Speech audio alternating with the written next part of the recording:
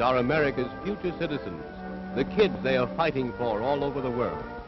These are the boys and girls to whom we must look for leadership in our post-war democracy. These are America's hope for the future.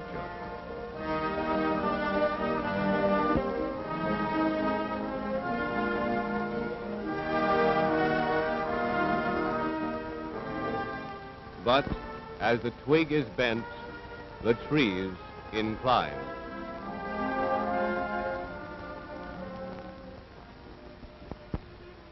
These were the boys and girls of yesterday, kids whose fathers and brothers fought for them in the First World War. They, too, might have become good American citizens, but instead enemies of society.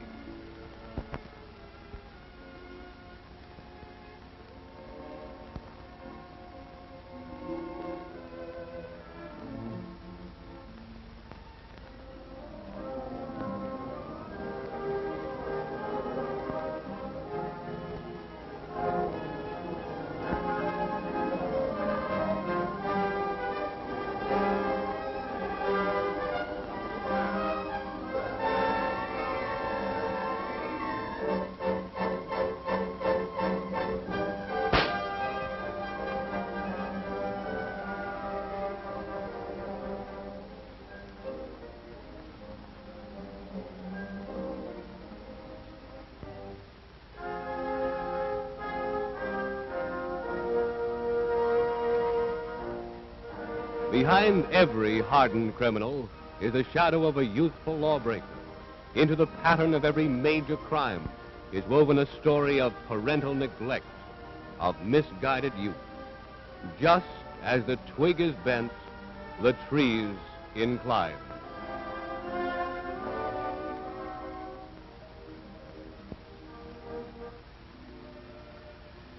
The American home is fast becoming home in name only. Thousands of families migrating to industrial areas are faced with inadequate housing and recreation facilities.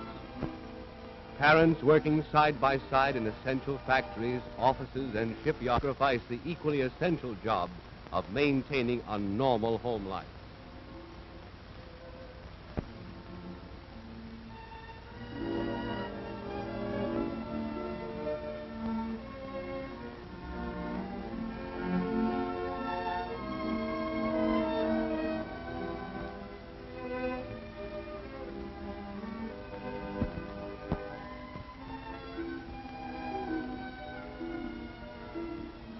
Children of all ages are feeling the effects of war, and impressionable young minds are too often being influenced into wrongdoing. Smaller children, left to their own devices, are following the example of older children and learning habits and practices far too old for their years.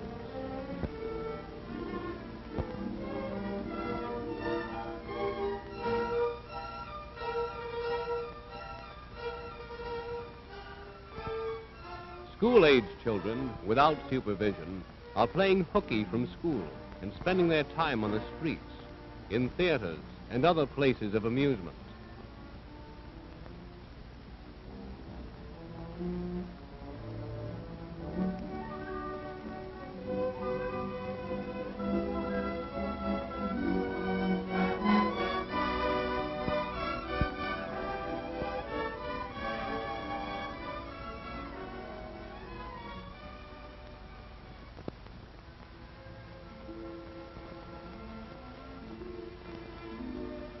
Teenage boys and girls are leaving high schools and colleges for well-paying jobs.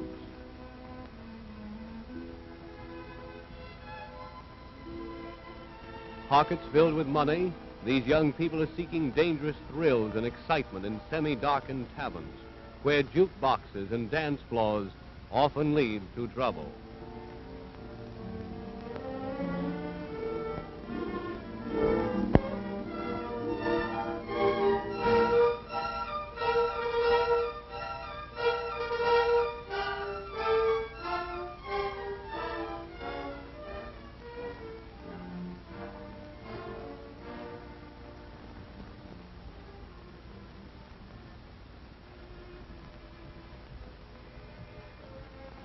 Young, romantically inclined girls, confused by the hero-worshipping spirit of wartime, are finding it hard to resist the glamour of military uniforms.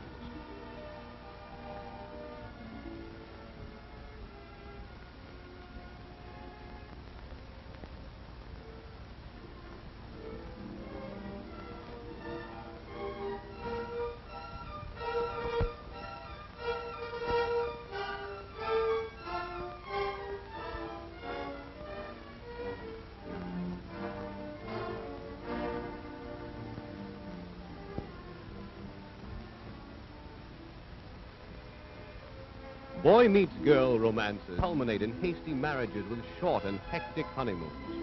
Even well brought up and well-intentioned boys and girls in their late teens and early 20s are victims of war's restlessness.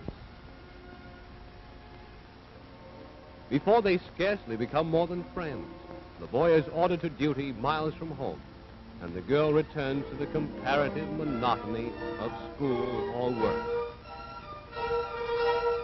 In spite of their good intentions, these young people often find themselves in dangerous situations during their leisure time. In a world at war, as in peace, it is every parent's duty to equip the younger members of the family for the post-war task ahead. It is more important today than ever before to maintain a normal home life. No parent can escape the responsibility of guiding the next generation to maturity.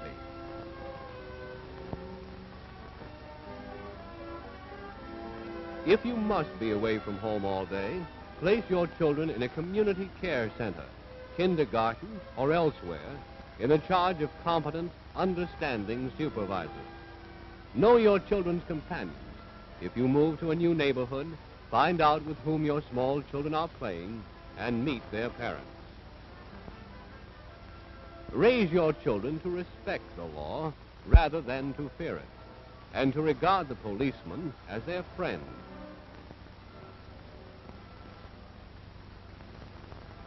Teach growing boys and girls the true value of money. Have them start their own savings accounts and invest part of their allowance in war stamps. Show them how a systematic saving program will help them attain the things they want and provide for their future security. Encourage your children to read good literature by subscribing to wholesome magazines and by having them join your local lending library.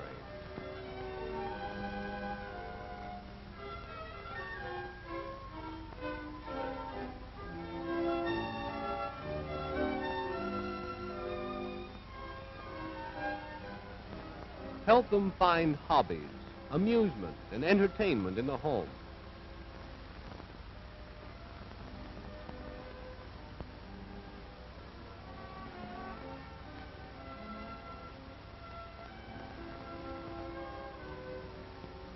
Join your local parent-teacher association.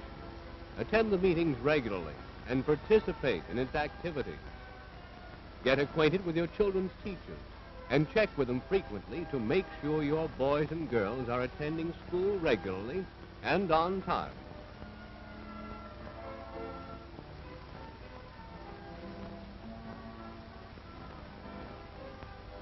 Help keep your older sons and daughters out of trouble by encouraging them to bring their friends to your home. Insist on meeting your daughter's dates and learn something about their backgrounds and associations. Whatever your religious faith, train your children to attend church services regularly and set an example by going with them as much as possible.